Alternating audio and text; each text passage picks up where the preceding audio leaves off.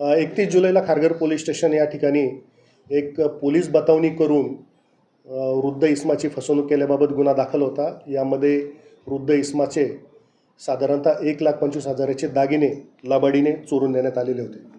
सदरची माहिती मिळाल्यानंतर आमचे युनिट 2चे पोलीस निरीक्षक श्री अनिल पाटील आणि त्यांच्या टीमने या गुन्ह्यामध्ये वापरलेली गाडी आणि बाकी इतर तांत्रिक विश्लेषण केलं असता असं आढळून आलं की याच्यातील जो काही मुख्य संशयित आरोपी आहे तो पुणे या ठिकाणी खराडी या ठिकाणी लपून बसलेला आहे। पुणे येथील स्थानिक पोलिसांच्या मदतीने त्या ठिकाणी छापा टाकण्यात आला। त्या ठिकाणी त्याच्या घराची झडती घेतली असता आणि त्याच्या पत्नीकडनं त्या ठिकाणी जवळजवळ 1186 ग्रॅमचे किंमत रुपये 1,25,00,000 अंदाजे इतक्या किमतीचे दागिने त्या ठिकाणी हस्तगत करण्यात आलेले आहेत। त्याच पद्धतीने या गुन्ह्यामध्ये वापरण्यात आलेली मोटरसायकल जी काही जळगाव पोलीस स्टेशन येथील गुन्ह्यामध्ये चोरी गेलेली होती ती सुद्धा हस्तगत करण्यात आलेली आहे।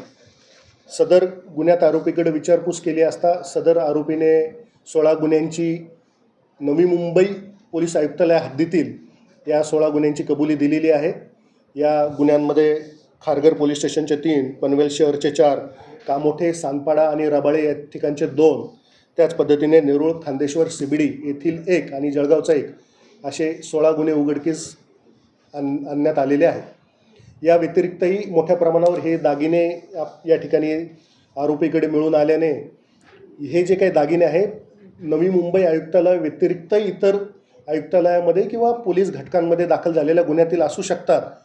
त्या पद्धतीने ती जर त्या पद्धतीने मिळून आली तर त्या गुन्ह्यातील तपासी अंमलदारांना ते देण्यात येणार आहेत।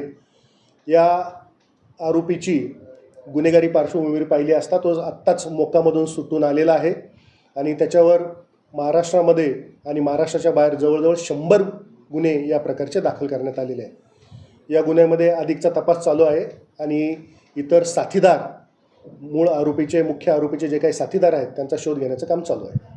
धन्यवाद। माझ्या चॅनलला सबस्क्राइब करा आणि बेल आयकॉन दाबा जेणेकरून तुम्हाला माझे नवीन व्हिडिओ मिळतील।